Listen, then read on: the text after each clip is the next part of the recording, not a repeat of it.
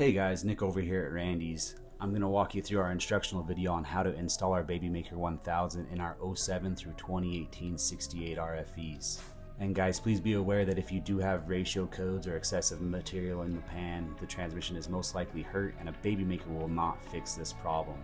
But adding a Babymaker before you see any of these issues will definitely help extend the life of your OEM transmission. And now let's go ahead and jump right into this. You're only going to need a small set of tools. I like power tools. They're not needed. Hand tools will work just fine. You're going to need a T25, an 8mm, and a torque wrench. Alright, now starting underneath the truck, what we're going to do is disconnect the electrical harness. We're going to do that by unlocking the red lock tab and then unlocking the lever and flipping the lever down. Make sure we want to pull up on the connector itself, not the harness.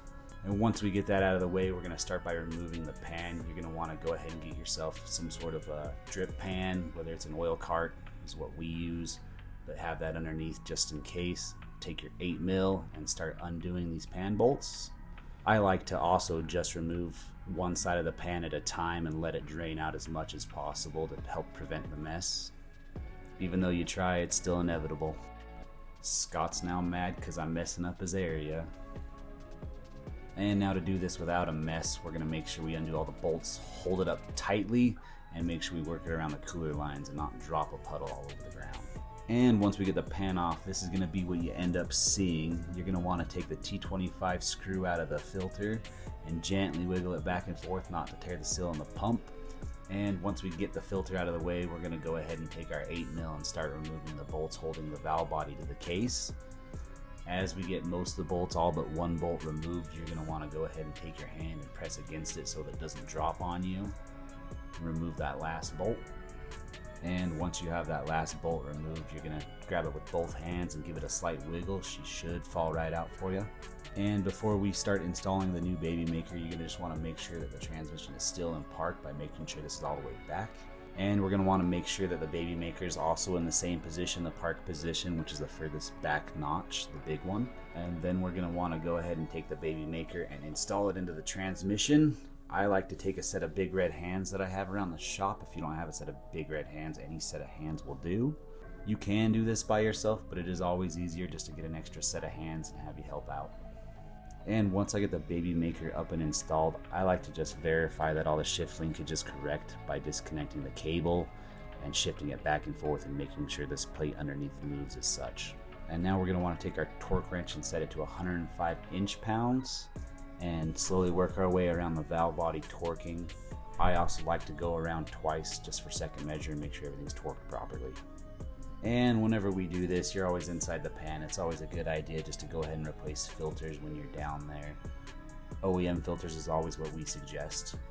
And now once that's done, you're going to want to clean up all your gasket surfaces on this. Mine, I was lucky, I just had a paper gasket on there. Most of the time when you remove a stock pan, you're going to be cleaning off a bunch of silicone. Just make sure you do a good job and keep it nice and clean. Then we're going to want to go ahead and make sure we reconnect our shift cable and reconnect our harness to our valve body. On the harness, you're just going to want to gently push down as you pull the lever up. The lever should suck the connector down on its own.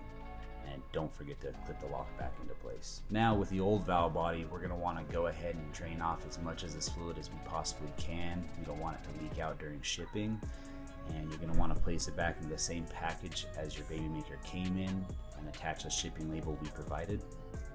Before we start the truck, we're going to want to torque the pan to about 9 foot-pounds. You're going to want to take ATF +4 or equivalent fluid and start off with about 6 to 8 quarts depending on which pan you have in the chart listed below. Then you're going to start the truck up, use the dipstick, finish to about 8 to 12 quarts again depending on which pan you have. Now with the basic install complete, we're going to want to move on to the Calibration Relearn. You're going to want a good scan tool to do this. If you do not have access to a good scan tool, you're going to want to tow this truck. And I mean, do not drive this. Take it to a shop or a dealership to have this done for you. And with access to the proper scan tool, you're going to go ahead and plug the DLC in, go into your scanner into the transmission module. From there, all scanners are a little bit different. It'll be functions or system tests. Ours is under system tests. Once you locate the quick learn function, you're going to want to go ahead and follow all the instructions the scanner gives you. Setting the parking brake is going to be one of the most important ones. as it does lurch the truck. Once the process has started, the truck will increase RPM and start banging gears around.